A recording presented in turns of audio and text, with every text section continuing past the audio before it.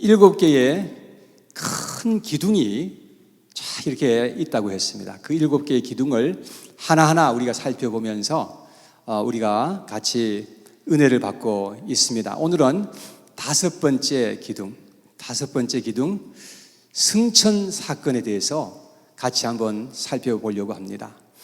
여러분들의 기억을 돕는 의미에서 한번 복습해 보도록 하겠습니다. 여러분, 첫 번째 기둥이 뭐라 그랬죠? 네, 창조의 사건이라는 것입니다. 우리가 눈으로 보지 못하는 모든 것들을 하나님께서 창조하셨다는 이 믿음이에요. 그리고 심지어 나의 생명까지도 하나님께서 만드시고 세상에 보내셨다는 것을 우리가 믿는 그런 믿음을 가지고 살아야 된다는 것입니다. 자, 두 번째 기둥은 뭐라 그랬죠? 성육신 사건이었습니다. 하나님이 우리 인간의 모습을 입으시고 이 세상에 찾아오셨다는 거예요.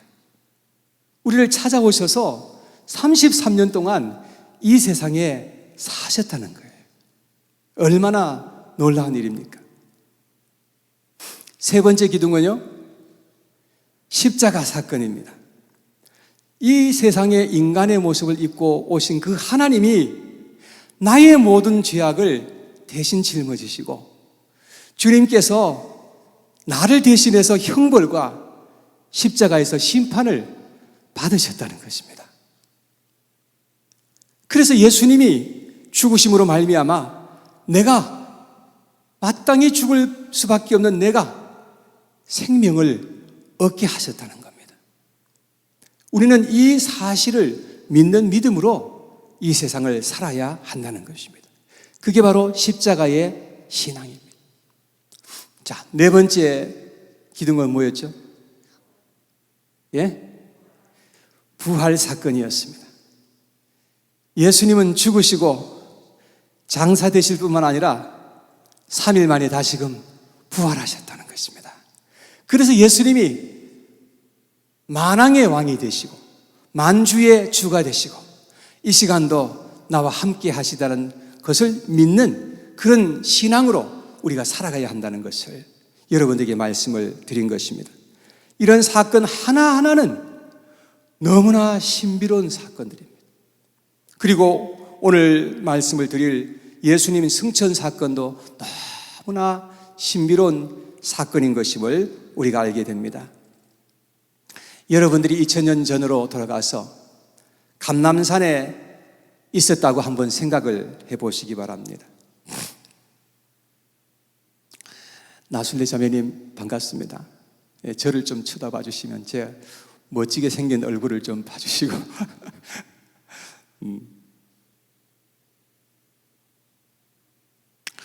여러분, 누가복음에 보면은 예수님이 베다니 앞까지 가셔서 손을 들어서 제자들을 축복하시는 그런 장면이 기록되어 있어요. 예수님께서 손을 들어서 제자들을 이렇게 축복하는 그런 중에 예수님이 위로 쭉 들려 올라가시는 것입니다. 한국말로는 공중부양이라 그러죠. 예수님께서 하늘로 쭉 올라가셔서 점점 높이 올라가시는데 구름 위로 올라가셔서 더 이상 보이지 않게 되었던 것입니다. 그러니까 제자들은 마치 넋이 나간 사람들처럼 그렇게 하늘을 멍하니 쳐다보고 있었던 것입니다. 그런데 오늘 본문에 보면은 흰옷 입은 두 사람이라 했는데 이 두 사람은 사람이 아니라 천사들이었습니다. 천사들이 그들에게 나타나신 겁니다. 자, 9절에서 11절까지의 말씀을 같이 한번 볼 텐데요. 화면에 보시고 같이 읽어볼게요. 시작. 이르되 갈릴리 사람들아 어찌하여 서서 하늘을 쳐다보느냐. 너희 가운데서 하늘로 올려지신 이 예수는 하늘로 가심을 그대로 오시리라 하였느니라. 다음을 넘겨주세요. 내가 갔다가 너희에게 그 조금 빠졌죠, 그죠? 뭐가 하나 빠졌습니다. 자, 9절에 보면 제가 읽어드릴게요. 이 말씀을 마치시고 그들이 보는데 올려져 가시니 구름이 그를 가리어 보이지 않게 하더라. 올라가실 때에 제자들이 자세히 하늘을 쳐다보고 있는데 흰옷 입은 두 사람이 그들 곁에 서서 이르되 갈릴리 사람들아 어찌하여 서서 하늘을 쳐다보느냐. 너희 가운데서 하늘로 올려지신 이 예수는 하늘로 가심을 본 그대로 오시리라 하였느니라. 자, 여러분, 이 제자들이 얼마나 놀랐겠는가 한번 생각해 보시기 바랍니다. 제자들은 예수님이 승천하시기 바로 전까지만 해도 세상 나라의 것에 관심이 온통 많았어요. 그래서 예수님이 이스라엘 나라를 로마의 속박에서부터 이제 건져주시고 다시금 회복해 주시기를 간절하게 기대했던 그들의 모습을 우리가 보게 되는 것입니다. 그런데 예수님은 그런 것에 관심을 갖지 말아라. 그 모든 것들은 다 하나님께서 정하신 때와 시기가 있다는 것입니다. 그리고 그들이 진정 관심을 가져야 하는 것은 뭐냐? 예수님의 증인으로 살아가는 것입니다.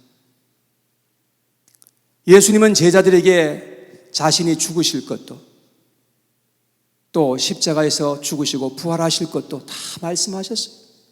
그리고 예수님의 제자들 떠나가실 것도 예수님께서 미리 다 말씀해 주신 거예요. 요한복음 14장 28절에 예수님께서 이렇게 말씀하셨어요. 내가 갔다가 너희에게로 온다 하는 말을 너희가 들었거니와 나를 사랑하였더라면 내가 아버지께로 감을 기뻐하였으리라. 아버지는 나보다 크심이라. 예수님은 자신이 아버지에게로 가셔야 할 것을 분명하게 말씀을 하신 것입니다. 또 예수님은 요한복음 8장 23절에 보면 예수님이 떠나가셔야 할 이유가 있다는 것을 말씀하셨어요.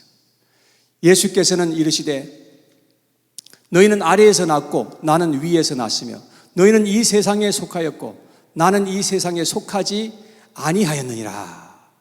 여러분, 예수님은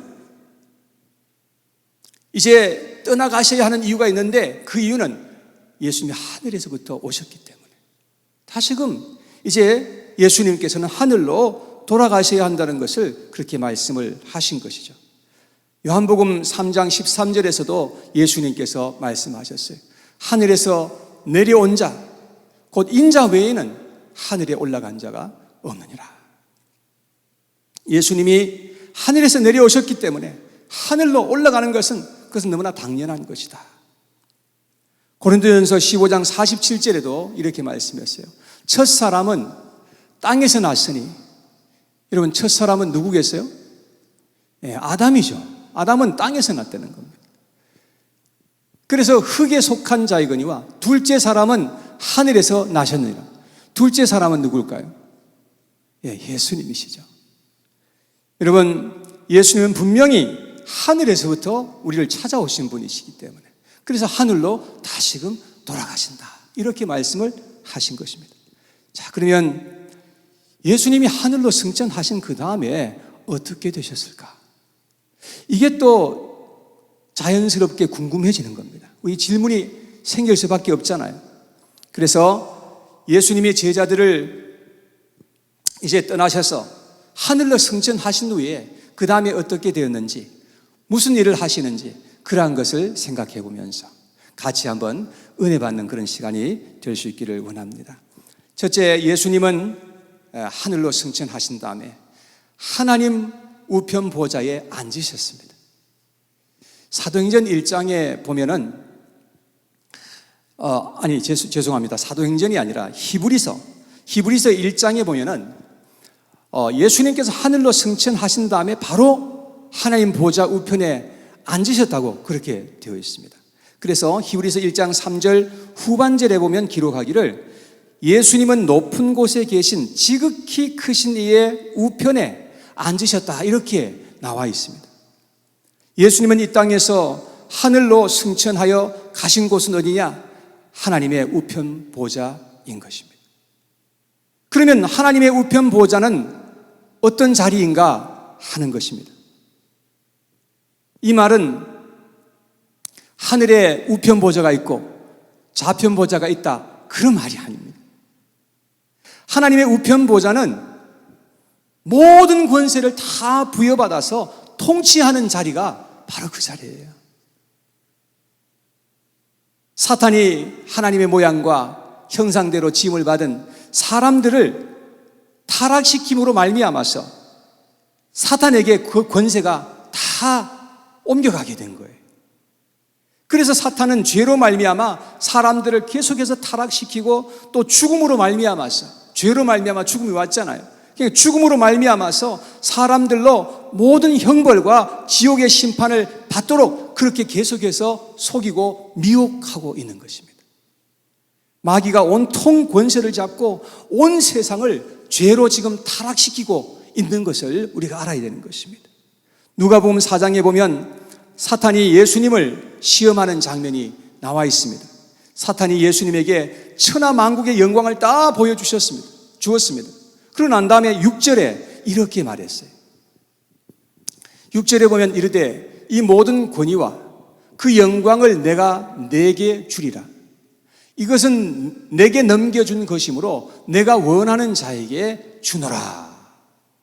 자, 여기에 보면 이 세상의 영광과 권세는 사단에게 다 넘겨진 것이었어요. 에베소서 2장 2절에 보면 사탄은 공중권세 잡은 자라고 그렇게 표현이 되어 있습니다. 사탄은 지금도 세상의 영광과 권세로 세상에 있는 많은 사람들을 미혹하고 있는 것을 우리가 알아야 합니다. 세상의 영광을, 잠시 있다가 없어질 그 영광을 얻기 위해서 얼마나 많은 사람들이 사탄에게 지금 무릎 꿇고 있는지 몰라요. 여러분, 절대 우리는 여기에서 속아서는 안 되는 것입니다. 그런데 예수님은 모든 사단의 유혹과 미혹을 다 물리치시고 예수님은 십자가의 길을 묵묵히 걸어가실 수 있으셨던 것입니다.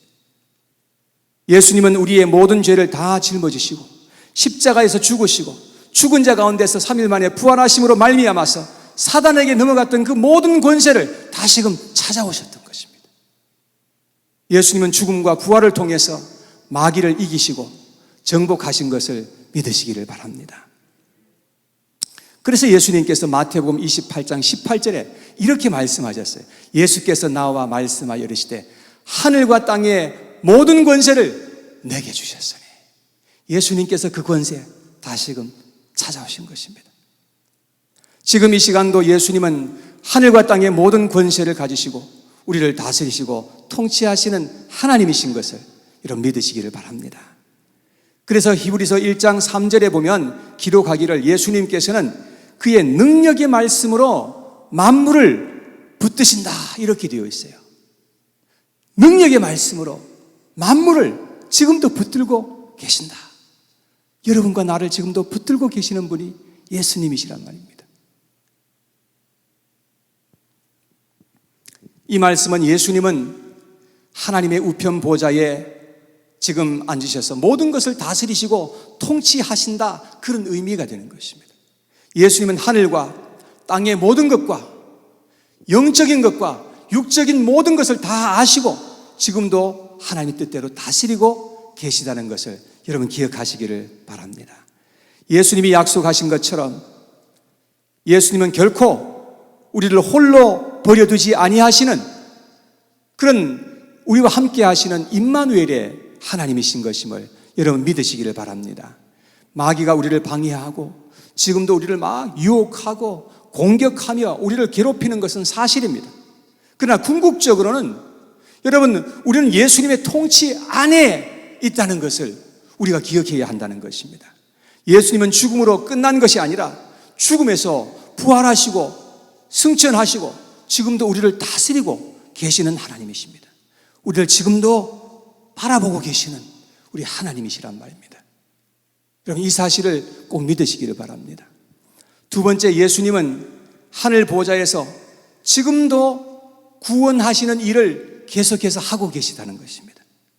예수님이 행하시는 일이 참 많지만 그 가운데서 가장 중요하게 여기시는 일은 무엇이냐? 영혼 구원인 것입니다. 바로 이제 예수님께서는 하늘로 승천, 예수님께서 하늘로 만약에 승천하지 않으시고 이 땅에 그냥 남아 계셨다면 어땠을까? 계속해서 구원의 사역을 이루어 가셨으면 좋을 텐데 하는 그런 생각을 해보게 됩니다. 그런데 예수님은 하늘로 승천하셨단 말입니다. 여러분, 왜 예수님께서 하늘로 그렇게 승천하셨을까요? 첫 번째, 예수님이 하늘로 가시는 것이 우리에게 유익이 되기 때문이고, 두 번째는 예수님은 제자들에게 영혼 구원을 부탁하시고 대사명을 남겨주신 것입니다. 예수님이 이 땅에서 마지막 남긴 말씀도 영혼 구원을 말씀하신 것입니다. 예수님이 말씀하시기를 하늘과 땅의 모든 권세를 내게 주셨으니 라고 이렇게 말씀하신 다음에 바로 이어서 마태복음 28장 19절에 이렇게 말씀하셨어요. 같이 한번 읽어봐요. 시작. 그러므로 너희는 가서 모든 민족을 제자로 삼아 아버지와 아들과 성령의 이름으로 침례를 베풀고. 예수님은 우리에게 가서 모든 족속으로 제자를 삼으라고 그렇게 명령해 주신 것입니다. 예수님께서는 이 일을 자기 혼자서 하시는 것이 아니라 우리 믿는 자들에게 사명을 주셔서 우리와 함께 하시기를 원하시는 겁니다. 예수님은 하나님 나라의 그 일을 위해서 우리와 함께 하시고 그 일을 함께 이루어 가시는 그런 하나님이신 것임을 기억하시기 바랍니다. 예수님은 이스라엘 나라를 회복하시는 것이 그것이 목적이 아니고 예수님께서는 하나님의 나라를 세워가시는 것이 그것이 예수님의 목적이셨던 것입니다. 그래서 예수님이 제자들에게 마지막까지 하나님 나라의 일을 계속해서 말씀하신 겁니다. 사도행전 1장 3절에 보니까 이렇게 기록되어 있습니다. 같이 시작.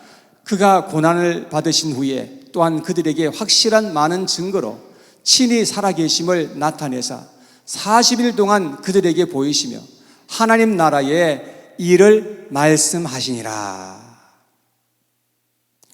예수님은 부활하신 후에 마지막까지 이 제자들에게 나타나셔서 하나님 나라의 일을 이렇게 말씀하셨다고 기록하고 있습니다. 예수님은 이 땅에 지금도 하나님의 나라를 세워가고 계신 것을 믿으시기를 바랍니다. 이 세상 나라는 다 망하게 될 것입니다. 그래서 예수님은 우리에게 하나님의 나라를 함께 세워가고 함께 꿈꾸자. 주님께서 그렇게 우리에게 부탁하신 것입니다. 제자들은 이때까지만 해도 이스라엘 나라에 온통 관심이 많았어요. 그런데 이스라엘 나라도 다 망하게 된다. 이 세상 나라에 있는 모든 나라들도 다 망하게 된다. 성경은 그렇게 말씀을 하고 있습니다. 그러나 하나님의 나라만은 영원하게 존재하게 될 것이다. 주님께서 그렇게 말씀하신 것입니다. 그래서 우리는 이 땅에 살아가면서 세상에 관한 것에, 세상에 있는 것에 그냥 온통 관심을 가지고 세상의 것을 위해서 살아가는 존재들이 아니라 우리는 영원한 하나님의 나라를 위해서 이 땅에 지금 밟고 있지만 세상 나라가 아니라 하나님의 나라, 그 나라를 꿈꾸고 그 하나님 나라의 비전을 가지고 그 하나님 나라를 위해서 살아가는 하나님의 백성들로 살아야 소망이 있는 줄 믿으시기 바랍니다. 예수님은 우리에게 말씀하십니다. 너희는 먼저 그의 나라와 그의 의를 구하라. 그리하면 이 모든 것을 더하여 주시리라고 약속해 주신 것입니다. 우리에게는 세상 나라를 구하는 것보다 하나님 나라의 일이 더 우선되어야 되고 더 중요해야 되는 것입니다. 세상의 것이 아무리 좋아도 하나님의 것보다 우선되어서는 안 되는 것입니다. 그래야 우리의 인생이 바른 인생이 될 수 있어요. 이 우선순위가 바뀌었다면 절대로 우리의 인생은 바로 갈 수가 없습니다. 우리는 우선순위부터 먼저 정해야 하는 것입니다. 우리 모든 믿는 자들은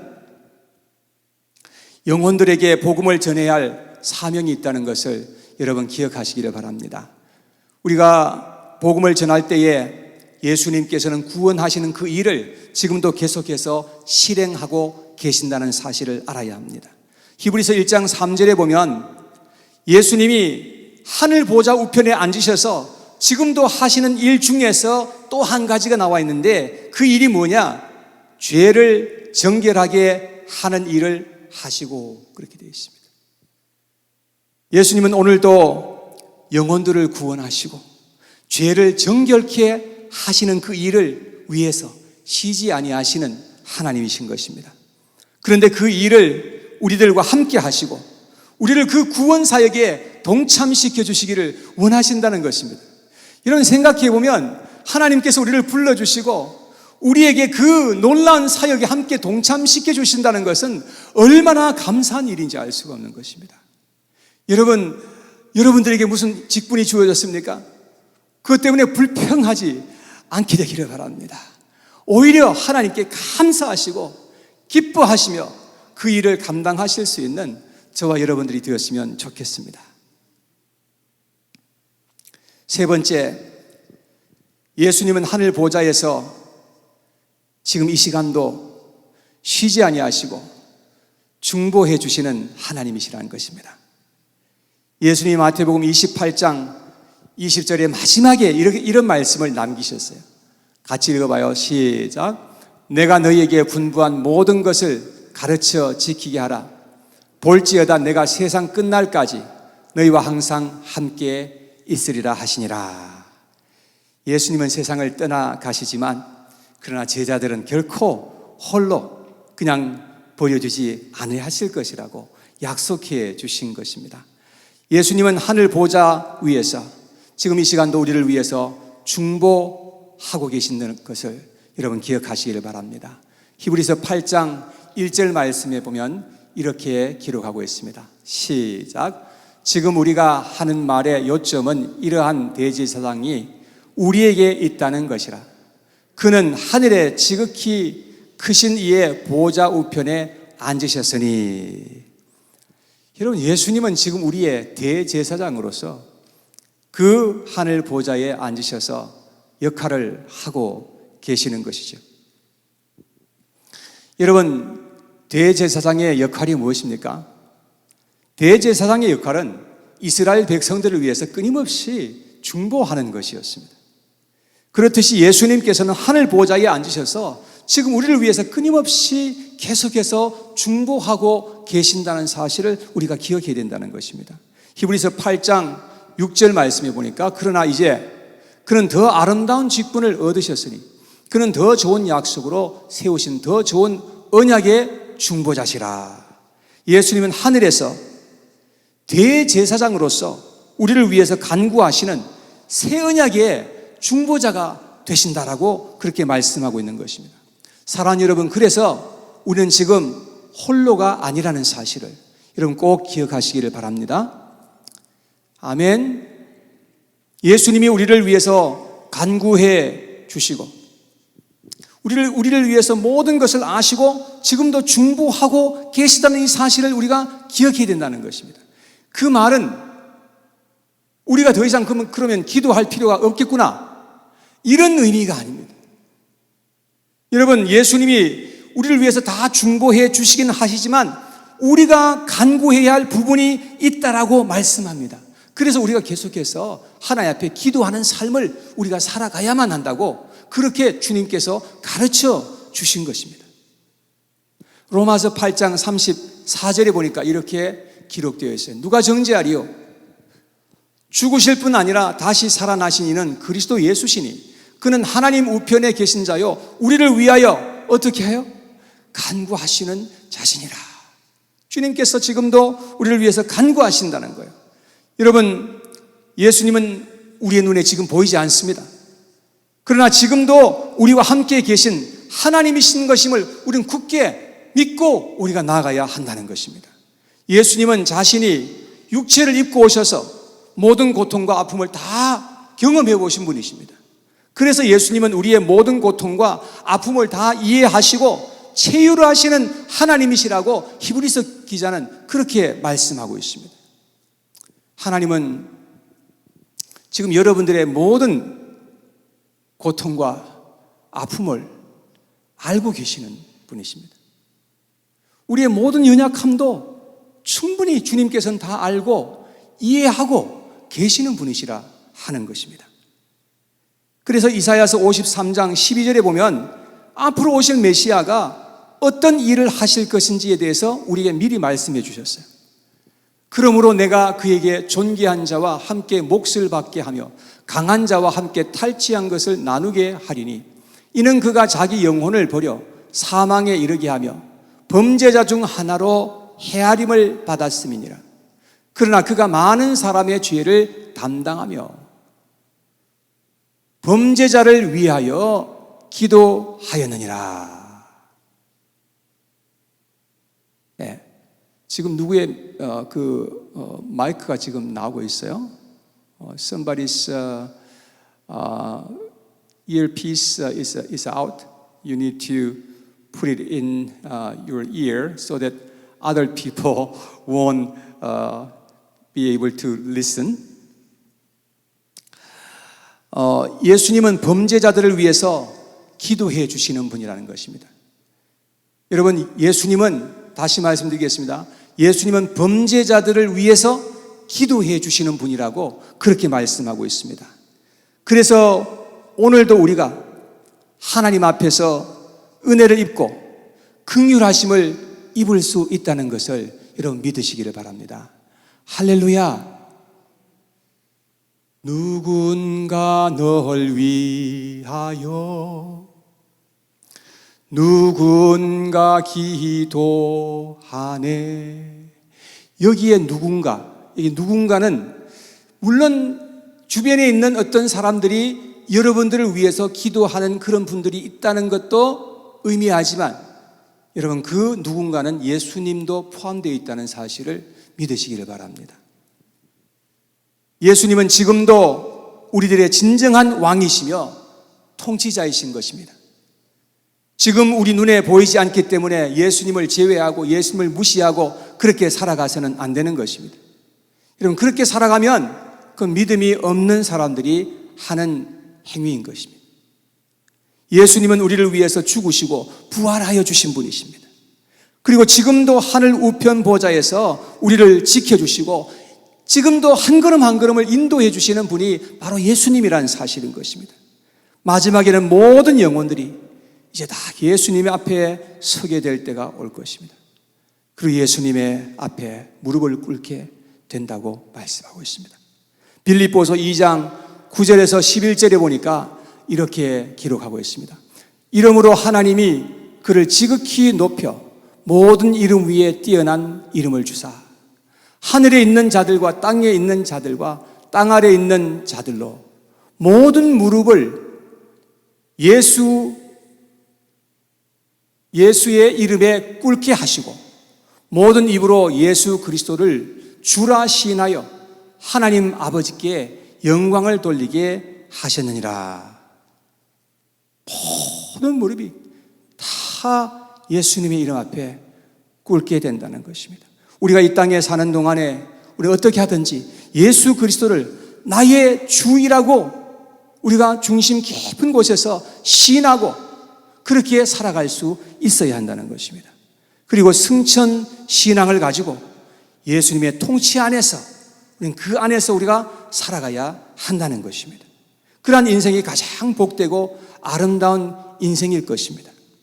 그리고 마지막에는 우리도 다 예수님처럼 함께 부활하게 될 것이고 다 예수님처럼 함께 하늘로 들림받아서 승천하게 되는 그러한 때가 반드시 온다는 사실을 기억해야 되는 것입니다. 이러한 소망을 가지고 이 세상을 살아가시는 저와 여러분들 모두가 되시기를 주님의 이름으로 축복합니다.